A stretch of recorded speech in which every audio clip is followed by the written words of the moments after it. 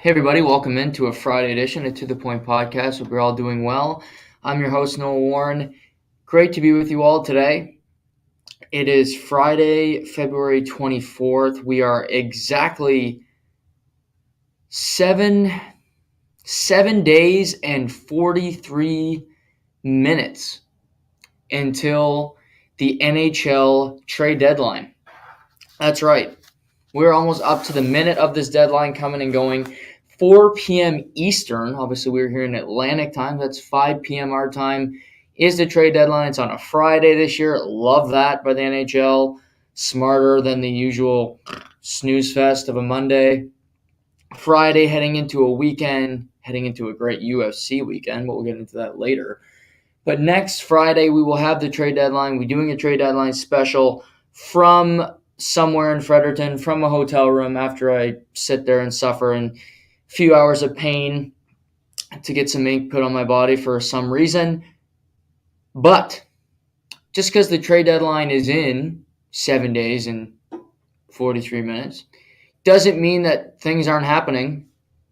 And we got a trade last night in the National Hockey League just prior to games starting on a very interesting Thursday night in the NHL, where the rich got richer. That's the title of today's episode, and the reason it's the title of today's episode is because the best team in the National Hockey League improved, which is a bad thing for many, many teams. And last night, the Boston Bruins acquired defenseman Dmitry Orlov from the Washington Capitals and forward Garnet Hathaway for a 2023 first-round pick, a 2025 second, a 2024 third, and right winger Craig Smith. Minnesota also got a 2023 fifth-round draft pick from Boston to take on 25% of Dmitry Orlov's salary. So another three-way deal. Another deal to make the money work, which is the new NHL. You have to be creative. But let's look at this thing. Boston has Charlie McAvoy. They have Brandon Carlo. They have Connor Clifton, Derek Forbert.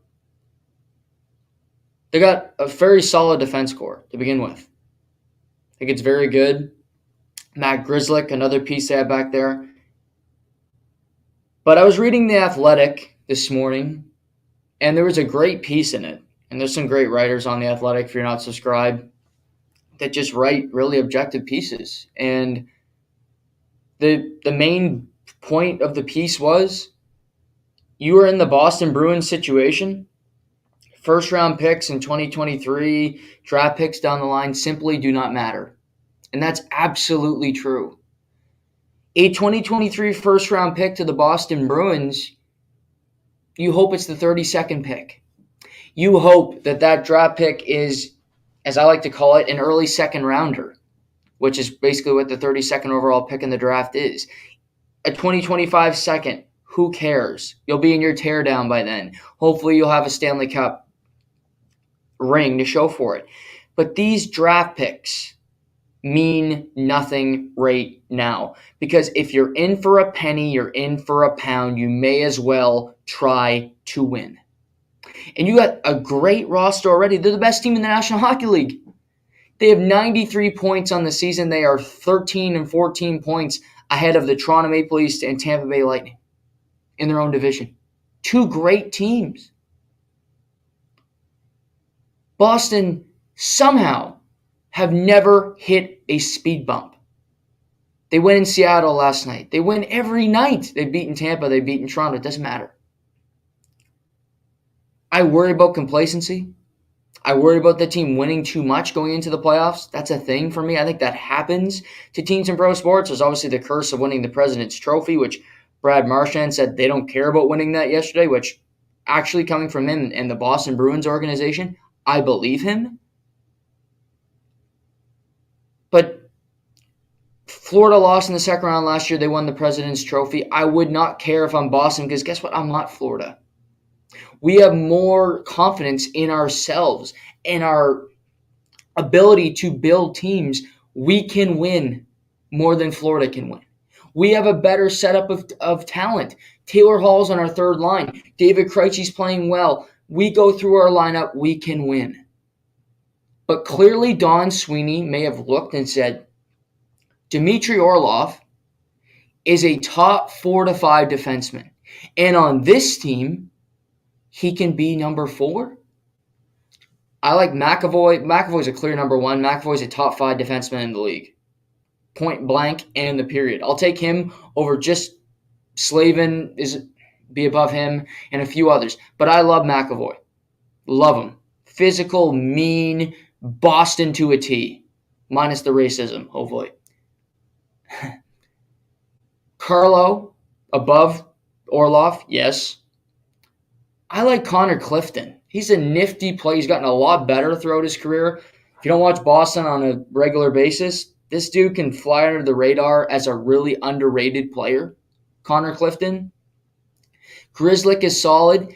Dmitry Orlov is their 4th or 5th best defenseman. On Washington, he's their 2nd best defenseman, and it's going to be tougher for you to win. Washington's lost Mike Green. John Carlson hasn't played since December 23rd. You weed out, and then you have players who are playing too many minutes. In Boston, Dmitry Orlov will be slotted correctly. Second power play minutes, play 18 to 22 minutes a game, closer to 18. Be situationally sound. Just do your job. Be a puck-moving defenseman who can contribute offensively if we need you to. If we need you to. That's the best thing. He doesn't have to be perfect. He just has to be okay. And McAvoy's more of a physical guy. Carlo's more of a bruising type defenseman. Derek Forbort, a guy I like more than the analytics community would. Physical, in your face, ground and pound. Orlov's more of that, the tweener, where he's got some physical game if you want. He's actually got some bite. If you piss him off, he will engage. But he'd be more of a Grzelcyk, be more of a Connor Clifton, where it's not his primary objective, but he will absolutely do it if he has to. So I like having all the pieces. I like having the skill. I like having the bruisers. I like having the tweeners. The best teams have multiple pieces, have multiple ways to skin a cat. And Boston can say that. So Orlov will fit perfectly, I believe. He will not be asked to do too much. And this is if I compare the Leafs trade, O'Reilly was traded to be a third-line center, even though they're playing him incorrectly, in my opinion, so far. And yes, they won one game. Great game from him. Not taking that away from him. But O'Reilly was traded to be a third-line center and to beat Nick Paul, to beat Charlie Coyle on the Boston Bruins, to beat Kasperi Kapanen if you're able to get to that point deeper into the playoffs.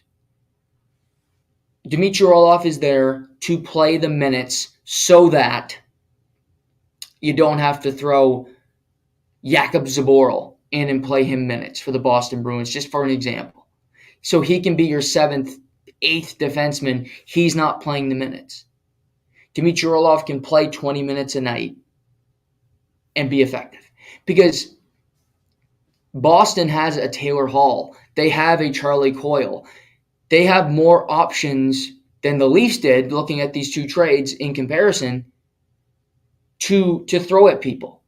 They already had a third line that they believe can win in the postseason, where the Leafs were looking, saying, and Boston may have looked at their defense score and said, I don't know if we can win with this. And they made that decision to go upgrade it. So I think both teams made smart moves. And I think both trades are similar in acquiring what you needed. But for instance, I'm going to look at Boston last night. I watched the first period and a half of this game. Last night, Carlo played 21 minutes. Clifton played 17 good ones. Derek Forbort played 18. You had Grzelcyk, who played 14. You had McAvoy, who played 19, and Jakub Zboril, who only played 7. So Zboril, with this trade, will be defenseman number 7. That's perfect. He can be your depth piece. If you need him to jump into the lineup in the postseason, that is where he'll be. Former St. John Sea Dog. Orlov is better than him. But you look at this Bruins team, they played a 6-5 game last night, and they just balanced people out. McAvoy played 19 minutes. He's one of the best defensemen in the league. What else did Boston get in this trade? They got Garnet Hathaway. Boston gets one of my favorites. And I'm thinking next week, I might do this on Monday. This might be a weekend project for me. I might build my pyramid of favorite bottom six forwards. I love third and fourth line players. I love players that play with physicality, that are just team guys. Noel Acciari, Toronto, great one. Great addition so far. If you're a Leaf fan, I don't know how you don't like Noel Acciari. Garnet Hathaway is very similar to Noel Acciari, minus the center ice position. He's a winger. But he plays with gumption, plays with energy. He never lets up. And he will penalty kill and piss you off with his motor. You are trading Craig Smith, low motor, low energy, low production, low everything, for a player that is always moving at optimal speed, that will throw a check, that will be in on the forecheck, that will make the smart play. That is Garnet Hathaway in a nutshell. He never gives up. He never backs down. He will continue to press. His game is get in on the forecheck, be in a good position defensively, and create turnovers in the offensive zone so that our line can try to produce offense. But again, I'll go to last night in the Bruins game. They have Trent Frederick. They got Greer. Foligno's going to play. I think Greer or Frederick are going to come out of the lineup for Garnet Hathaway. I like Hathaway better than both players. Frederick can fight. He's got some physical ability when he wants to. He's a little inconsistent for me. Just every night getting that kind of... Garnet Hathaway is like Noel Acciari, where he will go all the time. Constant pressure, constant energy. That's what you want from a bottom six player. He's a coach's dream because you don't have to tell him what to do. You don't have to tell him, please throw a check, please finish your check, please be in on the forecheck, please be available defensively. He's got great positioning, he's got a great motor, and I think he's got pretty good hockey IQ as well. Garnet Hathaway. I like that part of the trade more than Orlov, and Orlov will get more of the attention. Because Orlov's a iffy defenseman. This was a deadline where I don't think many great defensemen are going to be moved, and if they are, they're going to require big deals. And Boston just didn't have the... And you don't want to trade pieces from your roster to do it. I get it. But Hathaway is better than Frederick. He's better than Greer. Again, your team is better. Dmitry Orlov is better than Jakub Zboril. Dmitry Orlov and Garnet Hathaway have won Stanley Cups. Ryan O'Reilly won a Stanley Cup. Noel Acciari been to a Stanley Cup final, Game 7, with the Boston Bruins, oddly enough. So you look at all of this. Teams are acquiring people that have won. The Leafs, the Bruins, teams that have... that's not lost on me, that these teams trying to win are trading for pieces that have won, that know how to win. Whereas you might trade for a Jacob Chikrin, I like him a lot, but he hasn't won jack squat. He hasn't done anything in the NHL when it comes to even close to winning. That's the risk in trading for players from the Anaheim Ducks, where they've been losing for so long. Do they even have a competitive bone left in their body? These guys are winners. They have won. 2018, Garnet Hathaway, Dmitry Orlov won a Stanley Cup in Washington. They competed hard. They found a way to do it. I think Orlov will be okay in Boston because he's not going to be asked to be the man. He's not going to be asked to do more than he's capable of. Hathaway, he'll fit in anywhere, and I think he'll fit in perfect on this team. Because Washington is similar to Boston in this sense. They got a lot of power forwards. They're not skill-based. The Boston, just like Washington, Washington's never been, pardon me, since Washington has been a competitive, been winning.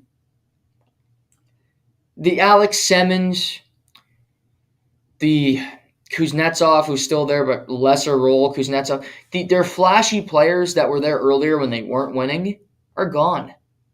Ovi, power forward. TJ Oshie is based on work ethic and want to, not showboaty, not about just pure skill dancing around. Devontae Smith-Pelly, when they won, was about work ethic. Lars Eller, Justin Williams, when he had his stint there. Mike Green wasn't on the roster when Washington won. Not lost on me. They're a power-based team. I think Hathaway goes to another power-based offense where they just work really hard. Pasternak can score with the best of them. He's got 42 goals on the season. He's in the Hart Trophy race, if you ask me. He's on the best team in hockey. How could he not be? If the season ended today, he'd be one of the finalists. So, I like the move for Boston. Get better when you see the opportunity. And Orlov and Hathaway were announced to be healthy scratches for trade-related reasons. And within half an hour, they were moved to Boston. I'm assuming both these players will join Boston in Vancouver tomorrow night, make their debuts. Good opportunity for them on Hockey Night in Canada. No Leaf game on a Saturday night, so more of an opportunity for these players to have an immediate jump, an immediate impact.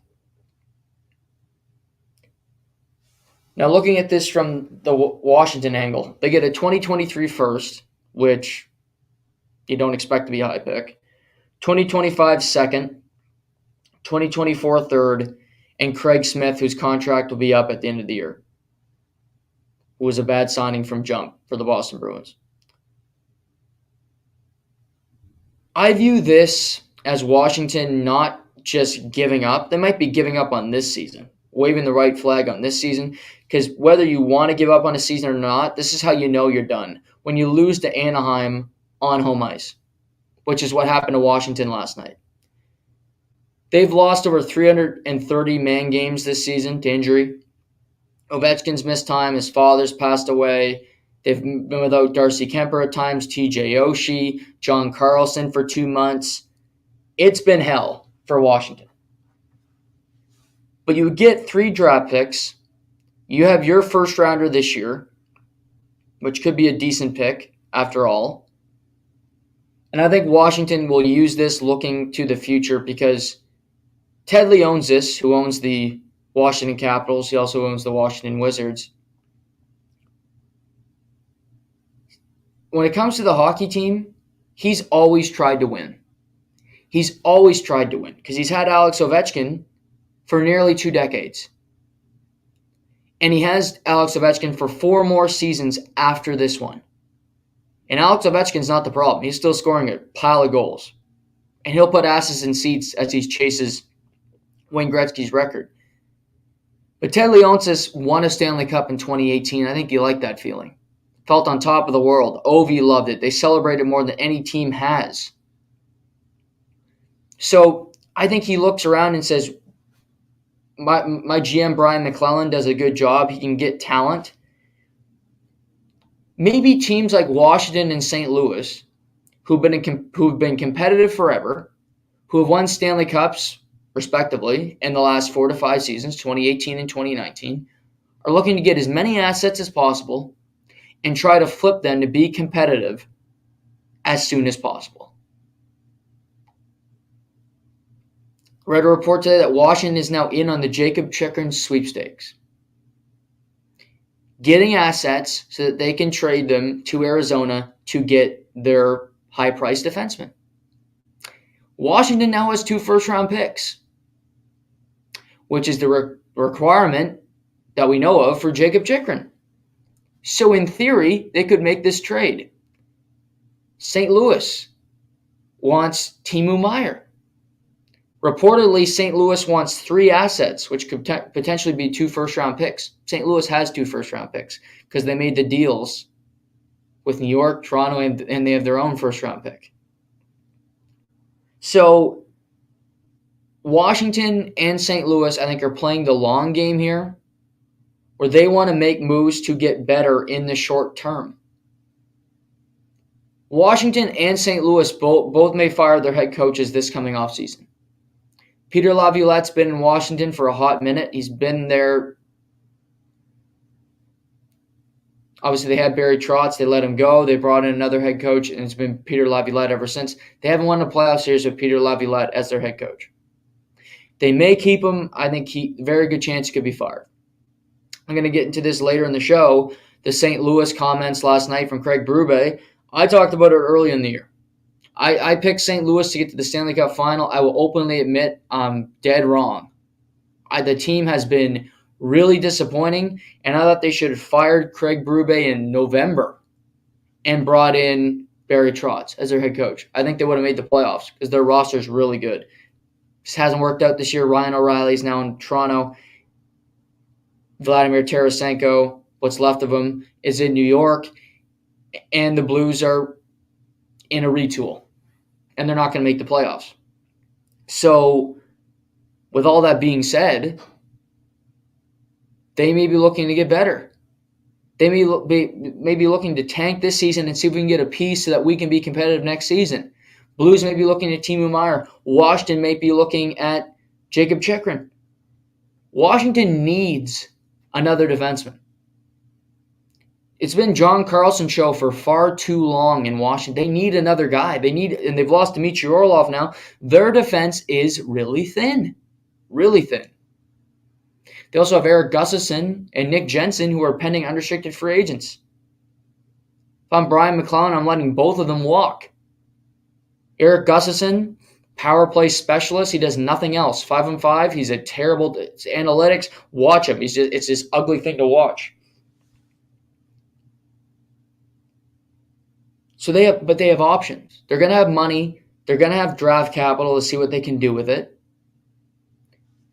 So I think these 2 franchises in particular, teams that have been accustomed to winning, accustomed to being competitive, aren't going to accept long-term failure. And the reasoning, quite simply, is because both of these teams have good players under contract. John Carlson, Alex Ovechkin are signed long-term. So is Darcy Kemper in Washington. They got a number 1 goalie for another couple seasons. Tandem number 1 anyway.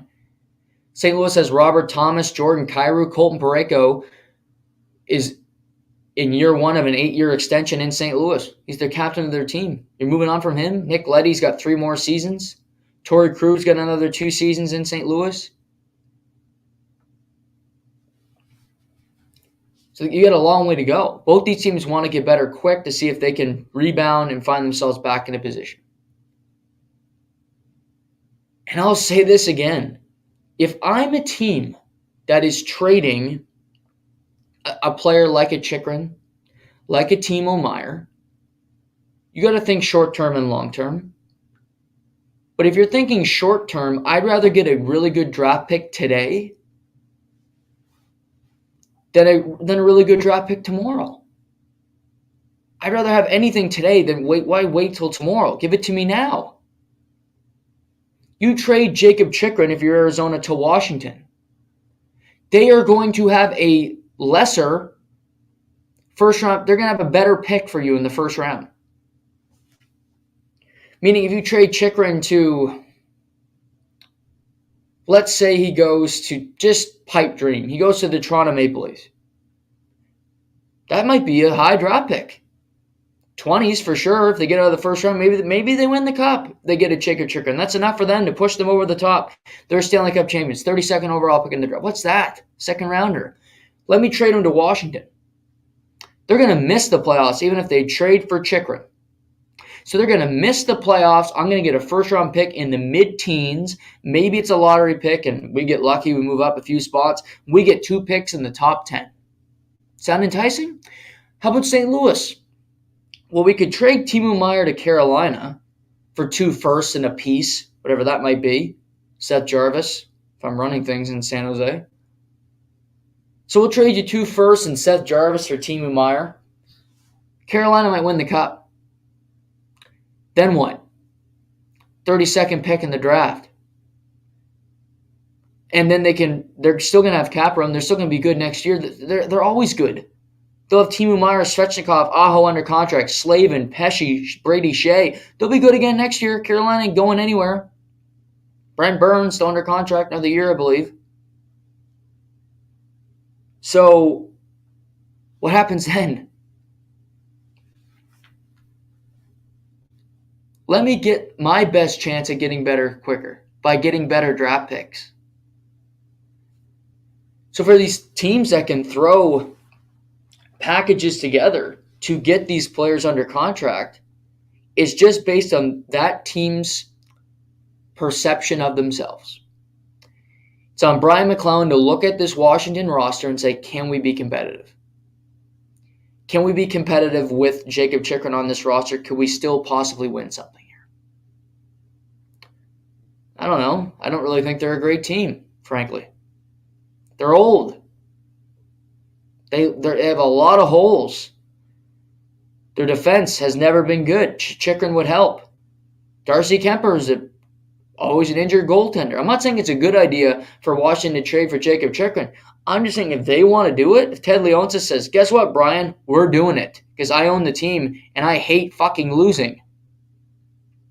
Owners do it all the time. Then guess what? If I'm getting an offer from Washington or I'm getting an offer from Carolina and it's the same, I'm taking the better draft picks. Because San Jose, Arizona, sure I'm missing another team, Chicago with Patrick Kane. They don't care about being good tomorrow. They know they're not going to be good for 3-4 years. But I'll take the best picks I can get for my assets every single time. Every time. Because you get better by getting great players, not by getting average ones. Also, higher draft picks, it is for your scouting staff, which probably isn't that good because you're clearly not paying them that well because your team stinks, to get it back on the rails. So it helps you in multiple fronts by doing this.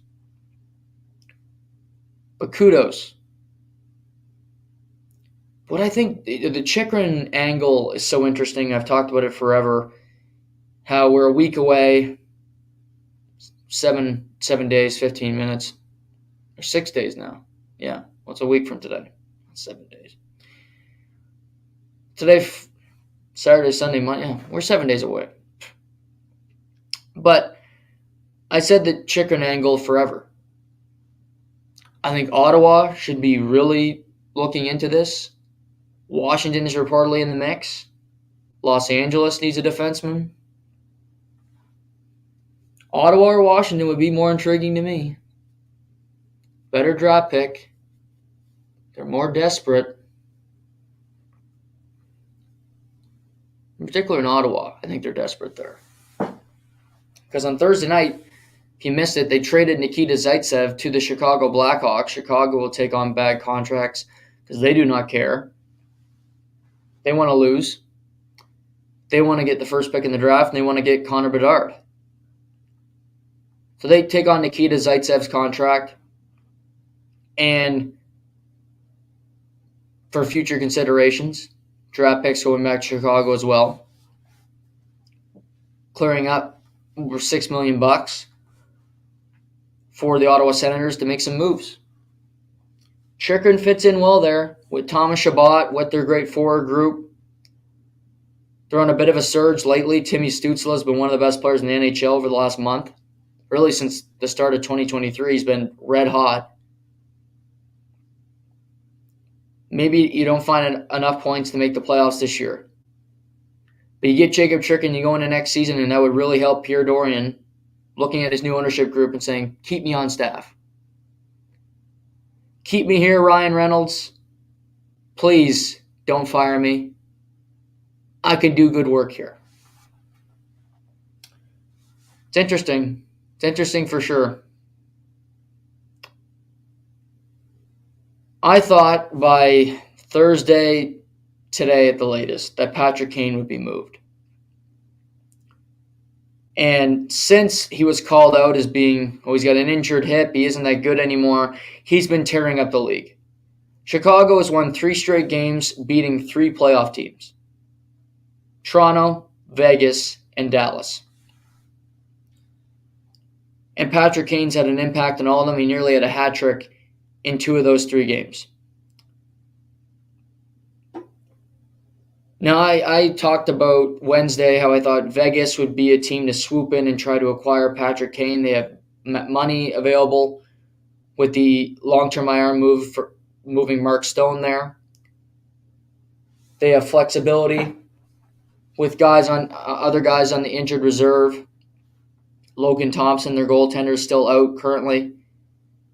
And I just thought they had options. They had possibilities, and I put a trade together that I thought would be fair for the Chicago Blackhawks and fair to the Vegas Golden Knights.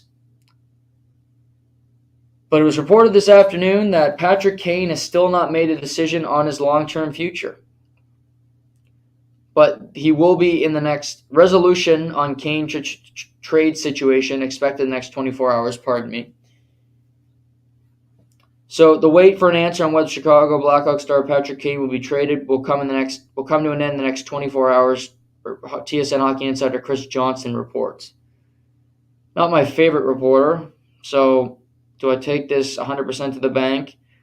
No. But let's say it's true. He's usually a Leaf reporter, should stick to what he knows, but anyway. He notes that Kane is yet to waive his no-movement clause for a deal as of early Friday afternoon. The pending unrestricted free agent sell out of practice Friday for what the Blackhawks labeled as maintenance. If he waives this no-movement clause, I think he's dealt by the time we do the show on Monday. And obviously, if he doesn't, he'll remain in Chicago through the trade deadline, and that'll obviously sting. Because I think it's reported the Rangers are back in the mix. They're trying to find a third team to make this work. They really want Patrick Kane. Since getting Tarasenko, the Rangers have not played well. Vladimir Tarasenko has not played well. Shocker. Their goaltending's been pretty mediocre, and they lost another game to the red-hot Detroit Red Wings last night. But they need another boost. They need more offense. They've already made 2 trades. They acquired Tarasenko. They traded for Tyler Mott, a good bottom 6 forward. But currently the Rangers are 3rd in the Metropolitan. They're kind of locked in that position right now. They haven't been able to catch the Devils. The Devils are 6 points up on the Rangers currently. So they are where they are. The Rangers can throw together draft capital. They have Zach Jones that they could lure to Chicago. Vitaly Kravtsov is another former first-round pick that hasn't worked out, but he could be on the move to the Blackhawks. So they have the pieces, and this is the trade that I thought was going to... I've been saying this is going to happen since last year. Since this time last year, I thought the right answer was that Patrick Kane would go to New York. I've been pontificating about this forever, and I thought it was dead. I thought, no, okay, I got to move on. Vegas makes the most sense. I'm finally going to, I got to admit defeat on this take, on this thought process. And now they're drawing me back in with the Rangers could get him. Patrick Kane, Madison Square Garden. Oh, I can see it. Patrick Kane and Panarin. Tarasenko. I mean, the more I look at New York, I don't like their team, but I love Mika Zibanejad, Keandre Miller. I love them. like a Sun, Shesterkin. They got pieces. But they're also a frustrating team because they don't win a lot of hockey games, and they've had a really disappointing regular season, if you ask me. But if they go into the playoffs, can they go on a deep run? Yes. Yes, and Patrick Kane would only help their chances of doing that. And they're in the same position where they look at Boston, they look at Toronto, have gotten better, who both made better trades, if you ask me, than New York did in the Tarasenko deal, and they moved first. A little panicked.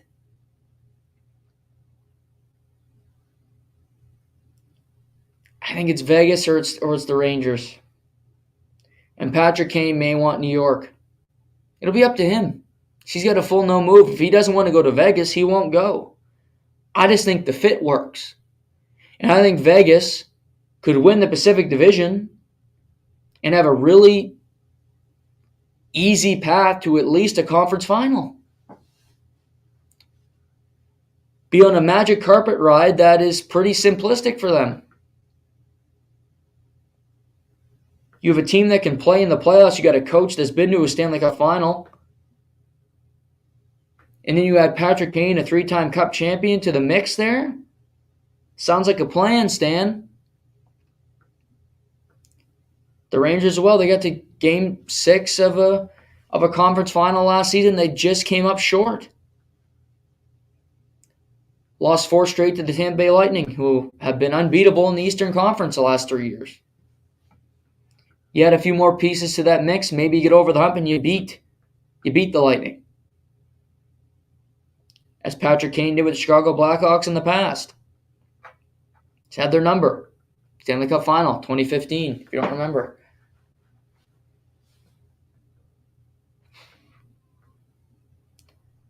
He's got the right to do whatever he wants. But he's starting to play really good hockey. Right now he looks motivated. He looks healthy to me. Because they're winning some games, he might get that juices flowing again where he goes, you know what, I want to win. I want to win a Stanley Cup. I think we can win a Stanley Cup. Obviously, I can't win one here. But put me on the right team. Put me on with the right group of players. We can do this. And I think either of these locations could happen. I think the East is so tough. Because Boston's gotten better. Toronto's gotten better. Tampa's already a really good team. Carolina. I mean, the weird feeling here is Timo Meier's the top player on the board. He hasn't been traded yet. He could easily go to an Eastern Conference team. He could easily go to the Carolina Hurricanes. Then you really look around and go, oy vey. People like to dunk on my New Jersey Devils. They're damn good. They seem to win every other night. Comeback win last night. They just find ways to remain in the mix. I don't like how small they are. I don't think they're built for the playoffs. I think Tommy Fitzgerald has been taking notes from Kyle Dubas in recent years. But they're a good team, and they're fast. And they seem to find a way. So you go to that Carolina, New Jersey, the Rangers, Tampa, Boston, Toronto. I'd take New Jersey out of that mix. I'd say 5 of those teams could make it out of the East. Tampa, yes. Toronto, yes. Boston, yes. Carolina, yeah. And the Rangers, I do. Pick the Rangers to win the Cup this year. I have faith in that group. I have faith in that team, the nucleus. But they need to get better. Just like I think the Leafs need to add a defenseman before the trade deadline. Non-negotiable. And a defenseman of substance. And the obvious pairing now, Boston got Dmitry Orlov last night. It's Gavrikov to Toronto. I don't want to overpay for him because he's not worth a first rounder, quite frankly. But if you have to pay a first for him, you do it. because you need a replacement for Jake Muzzin. You just need somebody to play that position in your lineup. They don't have one.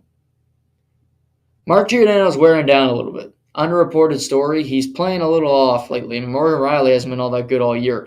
Their defense is solid, but it needs to be better if they're going to hope to go 4 rounds. If they realistically want to go 4 rounds in the playoffs, they need to improve their back end. Gavrikov would fit in. He would work.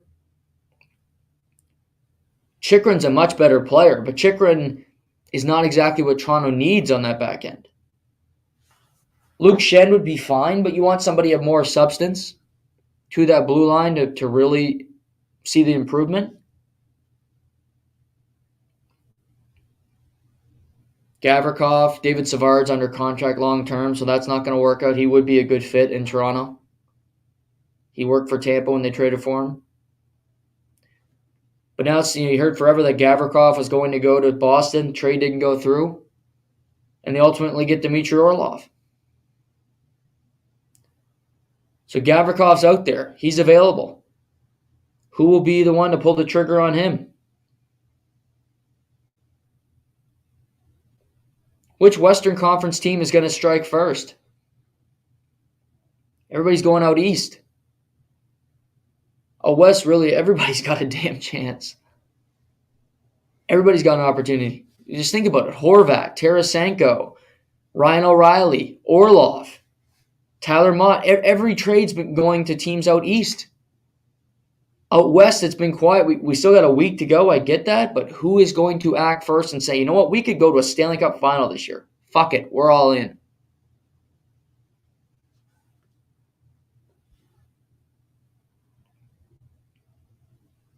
It's fascinating stuff. Is the Erik Karlsson possibility still out there? Which team will be baited by that trap? Does Nashville sell despite the fact that they won last night 6-2 over the San Jose Sharks? Does Matthias Ekholm get moved in the remaining years on his contract? Do they finally sell whatever they can sell? David Poile in Nashville? Or will they go down with the ship the rest of the year, not making the playoffs but doing their damnedest to make it? Snore.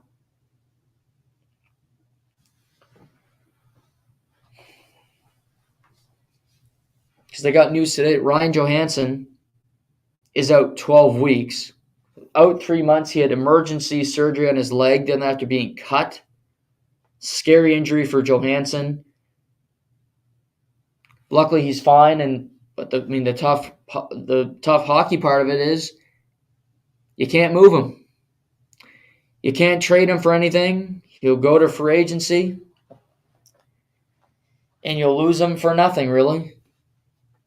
He had a long tenure in Nashville that wasn't that successful. Made a Stanley Cup final in 2017. 2016. No, I think it was 2017. 2017, and lost to Pittsburgh in 6 games. But Ryan Johansson, since leaving Columbus, has never been the player that he was projected to be. He's going to be a number 1 center, dominant, just a physical guy, and he just with injuries, inconsistent play, and a motor that wasn't always there. He was never a dominant player in the National Hockey League. A lengthy career, will be regarded as a Nashville Predator forever, but not somebody that you look at and say, well, that guy he had a great season last year, where all their veterans did, and they made the playoffs, and they were ousted quickly, where Duchesne, Johansson, Yossi won the Norris Trophy. Won the Norris Trophy. Everybody had a great year. But it's over now. Now you just have an old team that isn't going anywhere. And Johansson would have likely played his last game as a Nashville Predator on Tuesday night, which is unfortunate for him and unfortunate for the organization that they can't get something for him. Because that's just the nature of the business.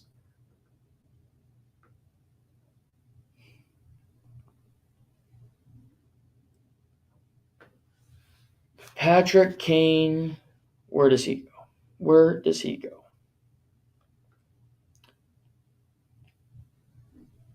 A team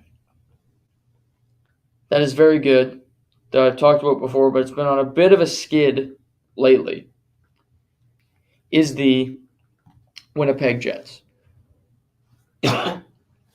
Winnipeg were outplayed by the Rangers on Monday night, but won because of Connor Hellebuyck's heroics, and played a pretty even game with the Islanders Wednesday night, but lost 2-1 with Ilya Sorokin besting Connor Hellebuyck. But the Winnipeg Jets got some tough news today where it was announced that Cole Perfetti, their rookie who's fit in very well, played in the top six for the majority of this season, is out 8 weeks with a leg injury. A new injury, he had one last year as well. This is a new injury. And the top six forward from their team is out 8 weeks. And this is a big gaping hole. Because you look at Winnipeg, mapped this out the other night because I was watching the game, and Mark Scheifele, Morrissey, Wheeler, Pierre-Luc Dubois, Pionk, Hellebuyck.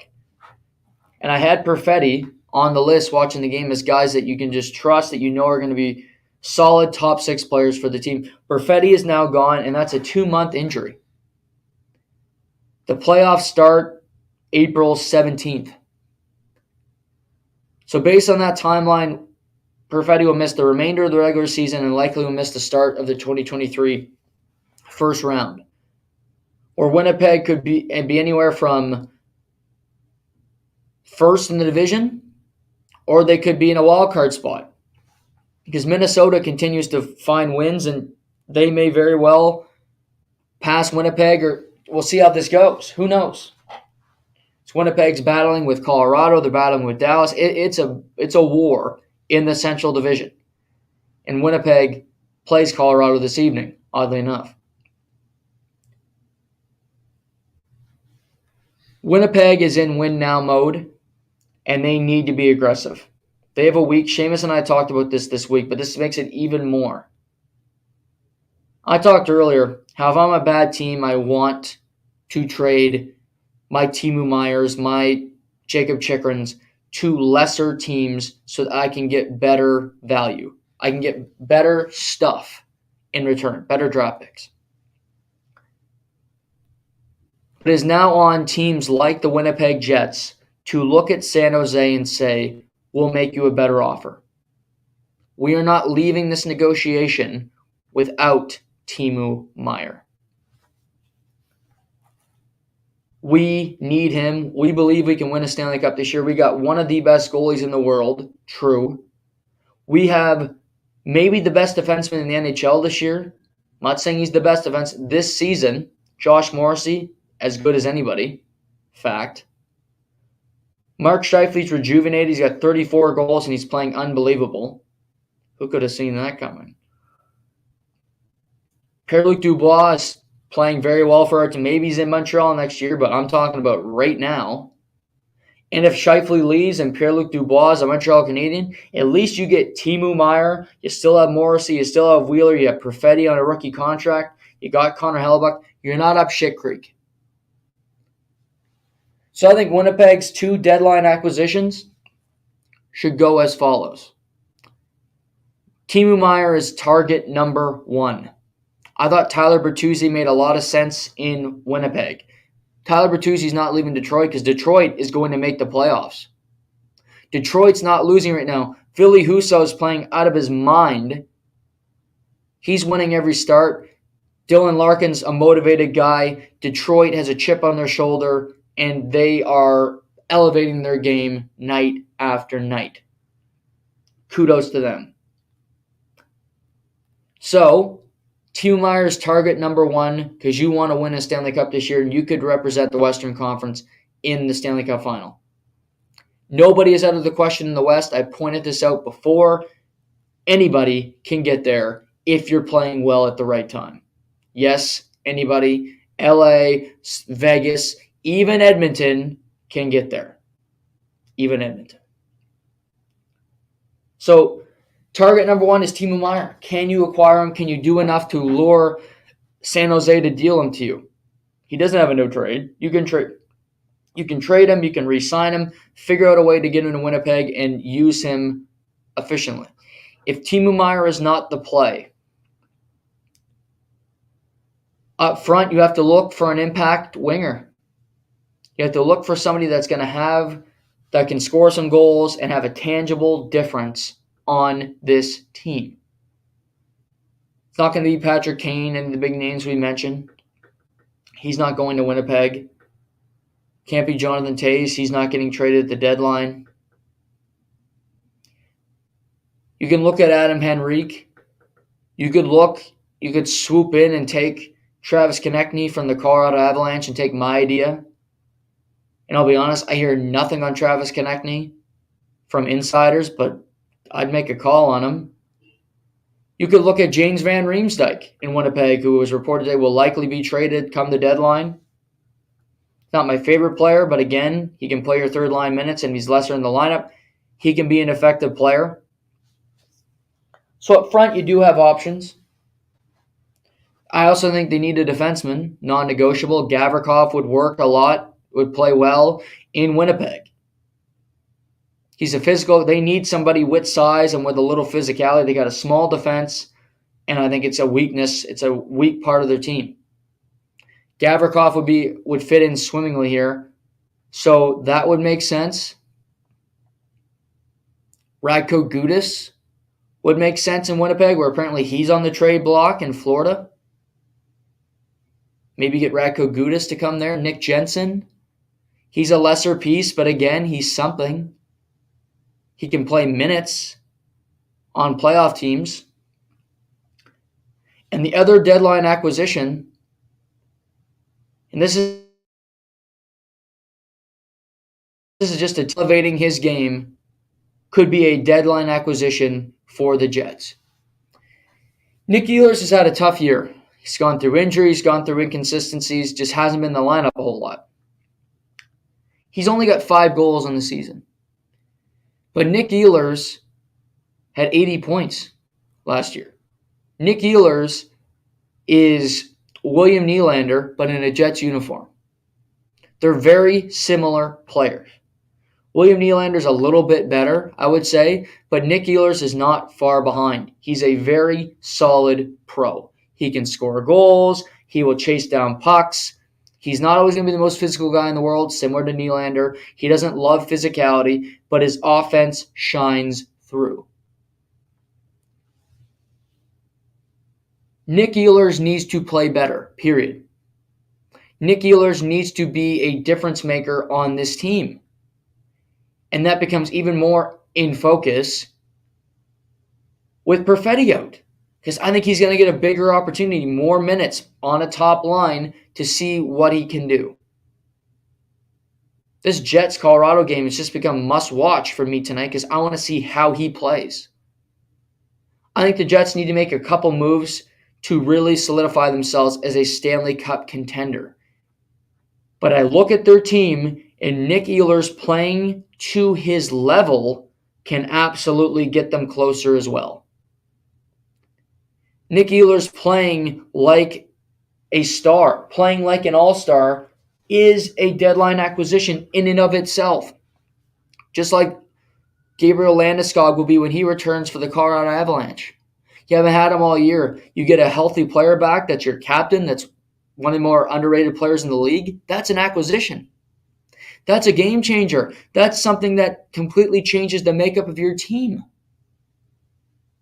Winnipeg's been good. Nick Ehlers has been really pedestrian this season. What if he elevates his game and then their team is in a completely different spot than they were before?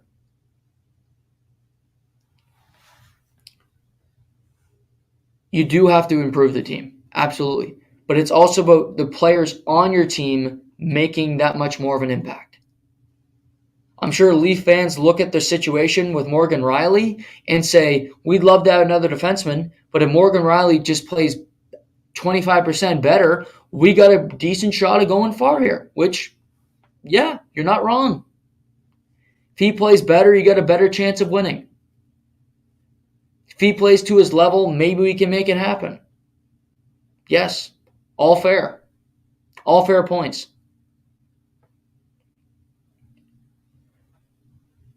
So Kevin Cheveldayoff and Nikolai Ehlers are under the most pressure in Winnipeg to be better. Cheveldayoff's under pressure to have the balls to make a trade. Have the balls to do something out of your comfort zone. Because I'll tell you, those fans in Winnipeg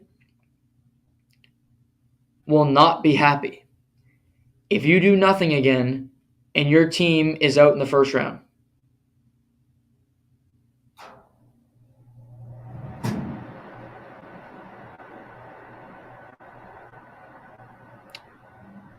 Here's some news on the NHL front. Goalie Spencer Knight from the Florida Panthers will be away from the Florida Panthers for an extended period of time as he receives care from the NHL/NHL Players Association Player Assistance Program. He was going to be loaned to the American Hockey League, but that's no longer happening. And George Richards, who's a reporter, details that Spencer Knight is not believed to be dealing with a drug or alcohol-related issue. Normally, that is the player assistance program that you call Austin Watson, Bobby Ryan, Jakub Vrana, who just got out of it. They've entered the player assistant program because they've been dealing with an addiction. It doesn't sound, just based off reporting, it doesn't sound as if this is the reason for this. So that's a positive. But Spencer Knight, who is part of the tandem in Florida, is out for an extended period of time. They have just about 20 games left. Who knows? He could miss the rest of the regular season. So it'll be on Sergei Bobrovsky to be the man down the stretch here. Florida, who's clinging to the playoff picture currently, they need to go on a heater. They got the Buffalo Sabres tonight. So all I can say is I hope that he gets the help that he needs. Spencer Knight had a ton of promise, was re-signed by the Florida Panthers this past offseason. Hasn't had a great season. Hasn't been very good. It's been a tough year in Florida. It's been well documented. So I'm not going to speculate on what's happening with him. All I can say is, you have they're saying it's not alcohol or drug related issue. So I'm going to take that to the bank right now. I hope that's true. But he's out indefinitely. He's in the player assistance program, and I hope he gets better. Whatever he's dealing with, I hope he gets better. So all the best to Spencer Knight over the next little while.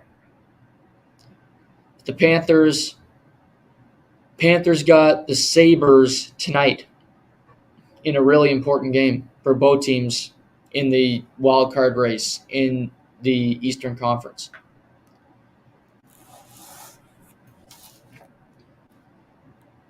Let's get to this. Pittsburgh Penguins have been a frustrating team all season. Pittsburgh has gone through stretches where you said this team is going to go on a run, and then major stretches where the Pittsburgh Penguins don't even look competent.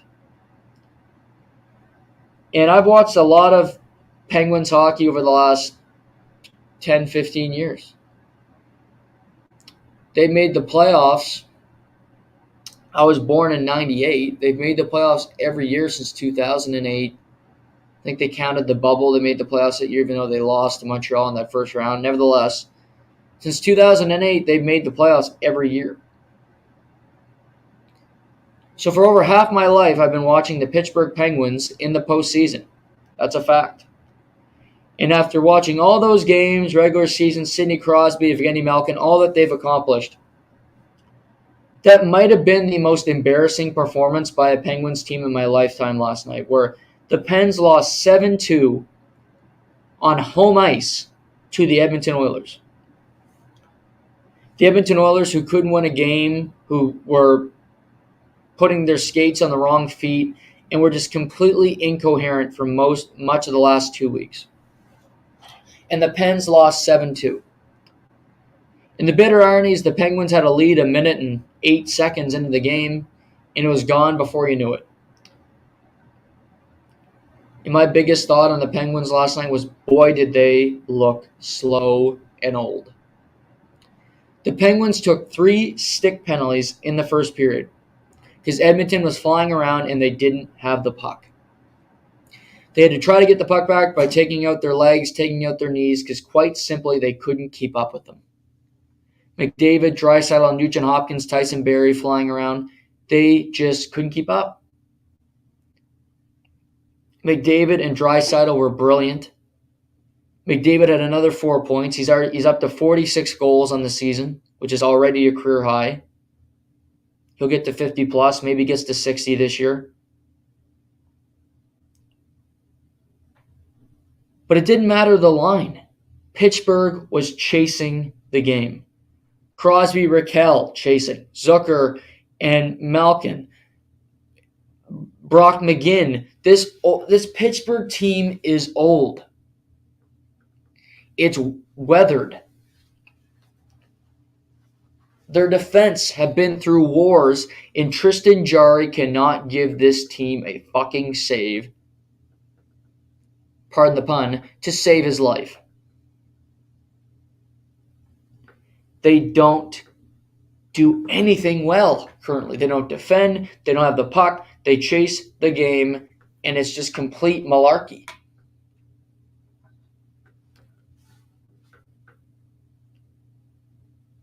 The Penguins and the Capitals are an interesting spot. I talked about the Caps a bit earlier. But I think we're seeing a shift. For most of my life, it was Penguins, Capitals. They're always in the playoffs. That's a lock. And for the first half, it was Detroit Red Wings, who made it 22 straight years. We may be seeing the transition, the metamorphosis from Penguins, Capitals moving out to teams like the Detroit Red Wings and Buffalo Sabres moving in. The influx of youth, the influx of talent, where Sidney Crosby's still a great player, Vanny Malkin's still an okay player, Chris Letang is fine. But the rest of the team just can't keep up to the pace of the game anymore, and the way your team is built structurally is not going to work. They're built the same, heavy, old, and slow, Pittsburgh and Washington. Goaltending that doesn't exactly make you want to go crazy.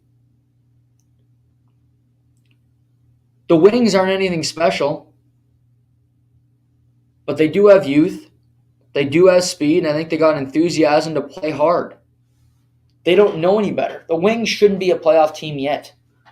They made good moves in the offseason. I liked a lot what they did. Ville Husso, getting him from St. Louis, was a very pertinent and smart observation from Steve Yzerman. Getting Andrew Kopp, I love that, because I think Andrew Kopp, despite having an injury-plagued year, is a perfect guy for a rebuilding team, and he's just a winner. Really helped out the New York Rangers last year in their chase for a cup. Mo Seider, Ben Sherratt as his defense partner. They fit in really well the second half of the year. Rasmussen's Philip Zadina scored a goal last night. Big moment for him to get one into the back of the net and get some confidence. Buffalo, they beat Tampa Bay in overtime last night. Crazy game. Vasilevsky had a horrible night. But Tage Thompson, 39 goals on the season. Jack Quinn, who led the American Hockey League in goals last season, has 11 now in the NHL this year, playing on the fourth line in Buffalo. He's starting to find it as a young player. Tage Thompson, 39, going to get 90 points this year. He's red hot. Rasmus Dahlin, you're just seeing an influx of new talent and new opportunities. That doesn't mean Detroit and Buffalo are going to be the two wildcard teams. I don't think they will be. It's too hard to predict currently. Buffalo with a win tonight will tie Detroit in the standings. And they'll actually surpass them because they'll have a game in hand. But if Buffalo beats Florida tonight, they'll both have 64 points. Pittsburgh's only a point out of the playoffs. They can get back into the race here.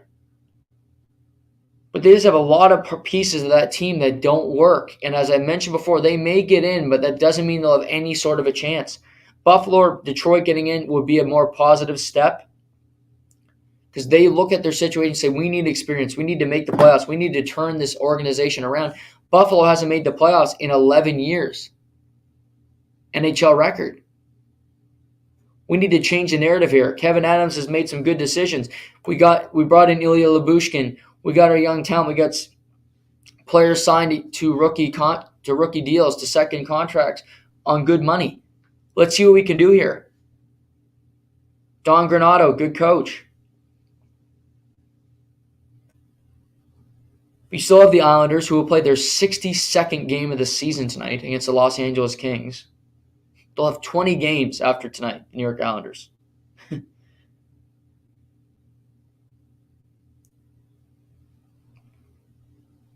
Looking at it currently, Ottawa is 6 points out of a playoff spot.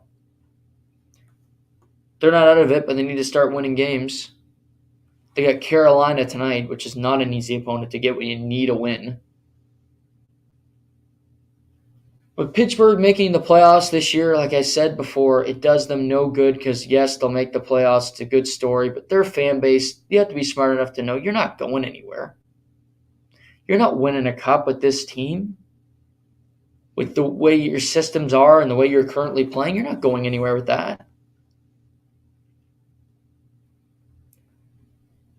Ovechkin signed up long-term for Washington. It's the only place he's played. I wonder about Crosby. Because Malkin came back and Letang came back, and it was kumbaya and legacy contracts, and everybody loved it other than me because I saw the forest from the trees, and I saw it was coming. Because I know the sport a little bit, and I know the way it works.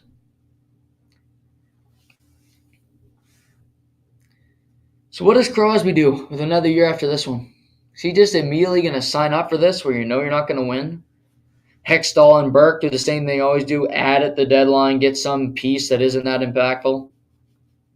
Jeff Carter or something else in the mix that doesn't win year-round. And you look back and say, well, we'll retool and come back next year. We'll still have no money and see what we can do. Or do you look around and say, what team is on the rise? What team could I go join and see if I could win another Stanley Cup? I guess the question is Sidney Crosby LeBron James or is Sidney Crosby Michael Jordan? Or he might look at the situation and say, I believe that I trust my management here, I trust myself, and I can build another winner in Pittsburgh. I can be Jordan and I could win 3 rings and then win 3 more somewhere else.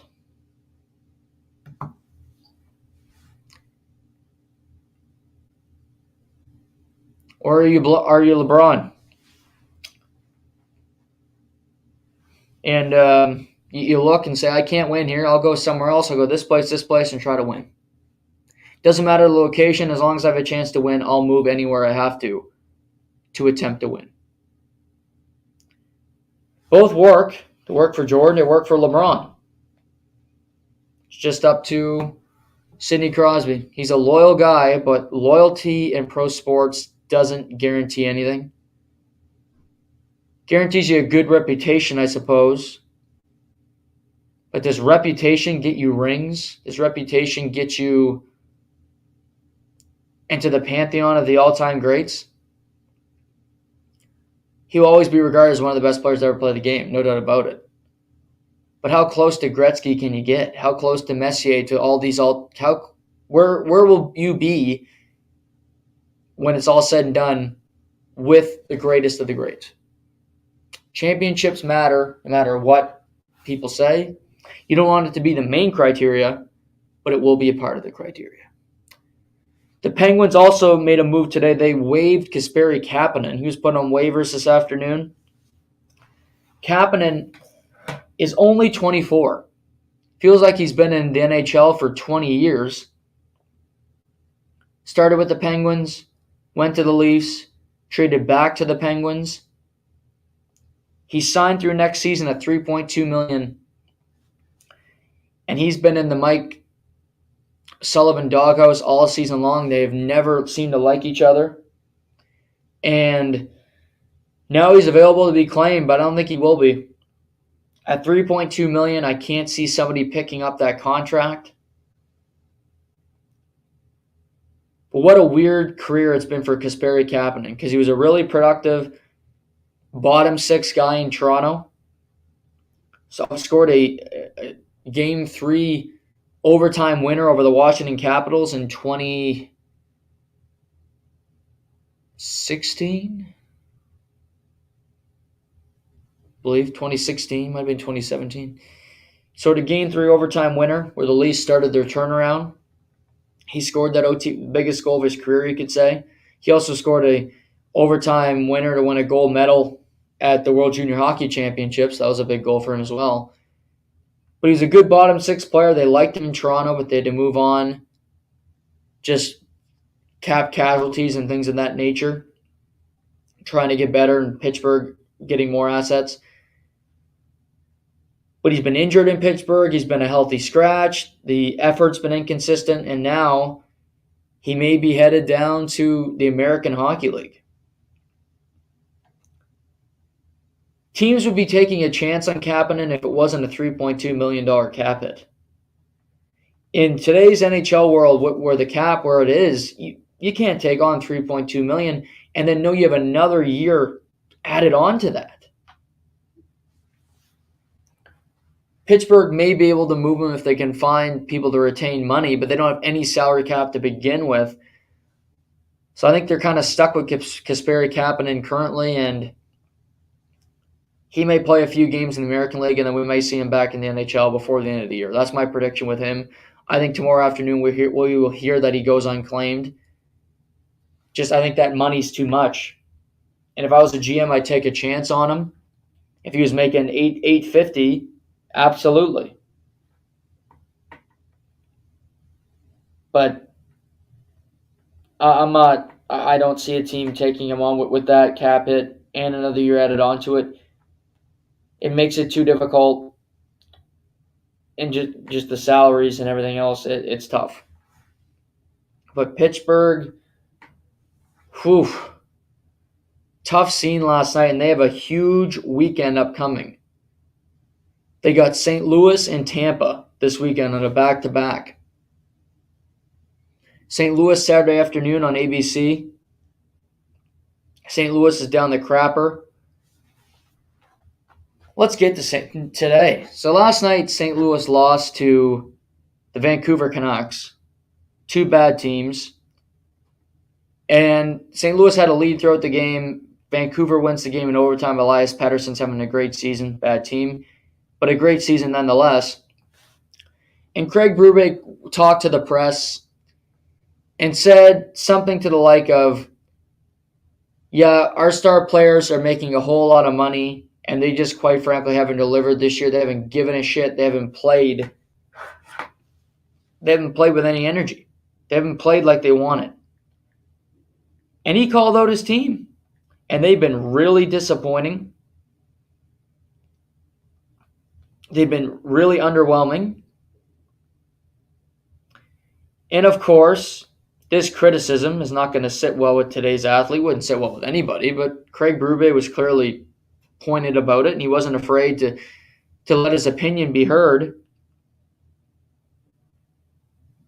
So actually, this is what Craig Berube said. I want to get this right to read the quote directly. So he was asked why the best players aren't doing what they can. He says, I guess they don't care about the team. I don't know. I'm not sure why. That's that's tough. And then this is what Robert Thomas, one of the leaders, one of my favorites from St. Louis, came out and said. It's frustrating to hear that. I've been a part of this team for a long time, and what he said couldn't be farther from the truth. I know everyone in that room cares, and it's frustrating to hear. Then Doug Armstrong said that I think the comments are going to gain traction unless we address them head on. I think the raw emotion after a game like that was evident from everyone involved. From a managerial perspective, it's understandable. Okay. I think, here's my read on this. What Craig Berube said was true. Ryan O'Reilly wasn't that good for this season for St. Louis. He's had a really good start in Toronto. They love him there. Another Ontario guy. Love it. Get the pajamas. He's been great in Toronto so far. Wasn't in St. Louis. Vlad Tarasenko wasn't all that good in St. Louis this year. Jordan Binnington hasn't been that great. Robert Thomas hasn't been as good as he has been in past years. Kyrou, pretty good. Braden Shen, not as consistent. Colin Parayko, not as good. Torrey Krug, not as. The best players on St. Louis haven't been as good as they normally are. That is just a fact and a big part of the reason why St. Louis has traded away important pieces and why they aren't adding, currently trying to win a Stanley Cup, and why they are subtracting from their roster. So Craig Berube's point is absolutely true. And I thank Craig Berube for being honest in the media and not giving a yeah answer. Just move on. Okay, lost to Vancouver. Who gives a shit? Let's move on from this. I appreciate him being forthright and answering the question honestly and being thought-provoking. So kudos to him. I will never criticize somebody for saying something honest and interesting in the media, because that is what you want as a content person. I'd have nothing to talk about in this particular segment unless Craig Berube opened up his mouth last night. So thank you, and I think he's right. Now, Robert Thomas coming out and defending himself, he has every right to do that. Every right to defend the team, and he should. He's one of the leaders of this team. He's one of the men of the future, and he should address this head on so that the culture, however you want to frame it, doesn't get broken in St. Louis. Now, I think Craig Berube is being honest, and I think he can be taking a pot shot at the same time. I talked earlier, I think Craig Berube is getting fired after this season. I think he's done in St. Louis. I think they're tired of his voice. I think they need somebody new, and they need a new voice. Craig Berube is not a dummy. He was brought in mid-season the year they won the Cup. They fired their head coach at the time. They brought in Craig Berube. They wanted a magical carpet ride, and they won. It happens. Happened to Dan Bilesma, got fired, and they brought in Mike Sullivan. They won a cup, the first of two, in Pittsburgh. Michel Therrien got fired. Dan Bilesma becomes head coach in Pittsburgh. They win a cup there. It happens. Firing a coach midseason, catching fire, going on to win a Stanley Cup. But Berube's been there a long time. He's been with these players a long time. And I'm sure he's disappointed looking at this saying we should be better than we are this year. And he might see the writing on the wall. He might get the feeling that he might not be back in St. Louis next year. But guess who will be back? Robert Thomas, Kyrou, all these players that have been less than adequate in his mind, and he wants to take a shot at them. It's embarrassing to lose games to Vancouver. It's embarrassing to get blown out by Colorado, get blown out by Ottawa like they were over the weekend. And Berube's got to sit behind that bench and just take it with a really bad roster. Not easy.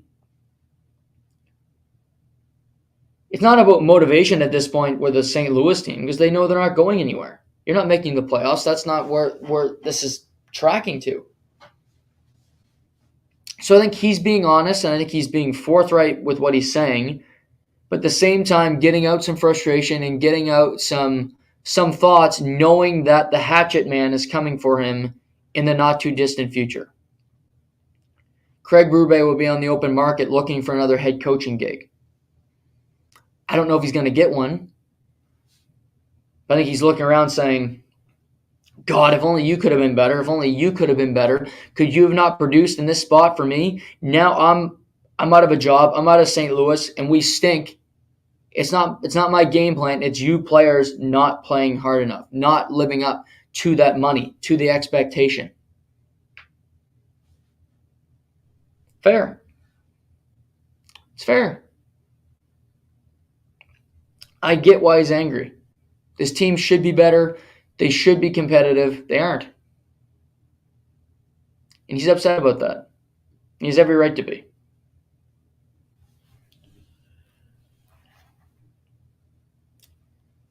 I was going to talk about Dawson Mercer. So I was watching that New Jersey game last night. Dawson Mercer's playing some good hockey. You know, why not? A little segment on Dawson Mercer. If you haven't watched the Devils, which I've only been talking about forever to watch the New Jersey Devils, Dawson Mercer was this rare kid who played out his junior career, and he made the New Jersey Devils as a 20-year-old. And when you come from junior and you're not a stud and you're not a guy that was playing World Juniors top minutes, it's rare to make the team out of camp, which is what Dawson Mercer did last year. Lindy Ruff loved him at training camp and said there is no way I was starting the season without him on my roster. And since then, Dawson Mercer has played a total of 0 American Hockey League games. He's been a full-time NHLer, and he had a really productive rookie season, actually getting to 20 goals. This year he's battled some injuries, but the team's been far more competitive. Jack Hughes has taken a big step. Dougie Hamilton's been fantastic. Vanacek has taken the net over in New Jersey. Nico Heischer's up to 26 goals, career high. There's been a lot of good stories for the Devils. Lindy Ruff, great coaching job as well. Quietly, Dawson Mercer continues to be a really important piece for the Devils, and it continued last night. He had a 3-point night, and he ultimately gets the OT winner for the Devils. And Dawson Mercer's a center iceman that he's gritty, he's uber competitive, he's got decent finish, and he's just always seems to be in the right position and will make the extra play in the offensive zone forecheck to create opportunity, create a loose puck so that teammates get an opportunity to score. And that happened last night. That happens all the time for teammates. Thomas Tatar on the first goal scores for New Jersey because Dawson Mercer outworked a defenseman for the puck and Tatar was put in a perfect situation. He was out for the tying goal with 50 seconds left in the game. He was out in overtime for the second shift. He plays second-line minutes. Dawson Mercer is now up to 18 goals. He's going to score 20 again in the National Hockey League. And he just gets better and better, and they love him in New Jersey. He's Lindy Ruff to it. He plays a lot like Chris Drury. Chris Drury, if you remember him in Buffalo, Chris Drury's more talented than Dawson Mercer. But Chris Drury was a good passer, which Mercer is. He worked extremely hard because his talent was there, but it wasn't the nucleus. It wasn't the focal point of his game. And I view Mercer the same way, where he just works extremely hard. He puts himself in good situation, and he capitalizes when he gets an opportunity. Looking at it now, New Jersey's 3 points back of Carolina, although Carolina does have 2 games in hand. But they are 6 points up on the Rangers, and they both played 58 games. New Jersey's won 38 games in regulation, which is crazy. 81 points already, the New Jersey Devils. They beat the Los Angeles Kings last night, coming back from a multi-goal deficit. Tonight in the NHL, we got Wild at the Maple Leafs. Wild are on a back-to-back, coming off beating Columbus Blue Jackets like Phil Gustafsson against Samsonov. Interesting matchup there. Sabres at Panthers. Sabres on a back-to-back, coming off an OT win in Tampa. Canadiens Flyers. Skip that one. Sens in Carolina. Important game for both teams, you could say, but really for the Senators. Cam Talbot will make his return to the net. Kings at Islanders. Kings on a back-to-back. Islanders need every point they can get, just quite simply. And the Avs are in Winnipeg to play the Jets. As I mentioned before, it's tight in the standings. Winnipeg has a 4-point buffer on the Colorado Avalanche, but Colorado has 3 games in hand. Colorado is 5 points out of first with 3 games in hand on Dallas. I still think Colorado is the best team in the West. But look, Edmonton had an impressive performance last night. Vegas came back from a multi-goal deficit to beat the Flames. Flames have played 2 great games in a row. They dominated Arizona. They dominated 40 minutes of Vegas, and they threw it away. Threw it away. They're a frustrating team as well, the Calgary Flames, to try to figure out because they can't find it. Pelche and Huberdeau are finding a connection. They're having some success. They started Dan Vladar 2 games in a row, which I'm sure Jacob Markstrom was thrilled with. And then you just throw a point away last night. Vegas finds a way to get that win. Important one for them. They now have a 3-point lead on Edmonton for second in the Pacific. It goes Vegas, 75 points, Edmonton, LA, both with 72, and you have Seattle with 70. Seattle's played 1 less game than Edmonton and Los Angeles. Interesting stuff as we get on the stretch here. NBA is also back tonight. Sacramento at the Clippers. Clippers are fun to watch. Are going to be interesting to watch. Thunder at Phoenix. Nets, Bulls, Heat, Bucks. Kevin Love looks like he's going to make his debut. This weekend for me, other than the NHL to follow, we got the golf tournament, which we'll always be talking about golf on a Monday. Honda Classic, not a great field down in Florida, I'll be openly honest. Not a loaded field whatsoever. Not many big names. You have Sung Jae Im down there. Adam Svensson, the Canadian who's had a really good run. He's top 15 in the FedEx Cup rankings. He shot 4 under today. He's currently tied for 14th. He's 6 strokes off the lead, which at this tournament you definitely could make up for. Justin Sue has the lead after the second day. He's 10 under, followed by Chris Kirk, who shot 8 under today. He's 9 under. Ben Taylor's still on the course. He's 7 under par. Bryce Garnet, you get Tyler Duncan, Adam Schenk. So, not a lot of big names, but I'll still be tracking it. We'll talk about it on Monday. Just getting ready for spring training games open today. Currently, the Royals are beating the Rangers. Mariners are beating the Padres. Go watch some college basketball this weekend. And, of course, another thing for me that's top of mind is the UFC. UFC this weekend, Ryan Spann versus Nikita Krylov, Saturday night. It's not a huge fight, but I do think it'll be a good one, good main event. Another Apex card before we get to next weekend's UFC 285.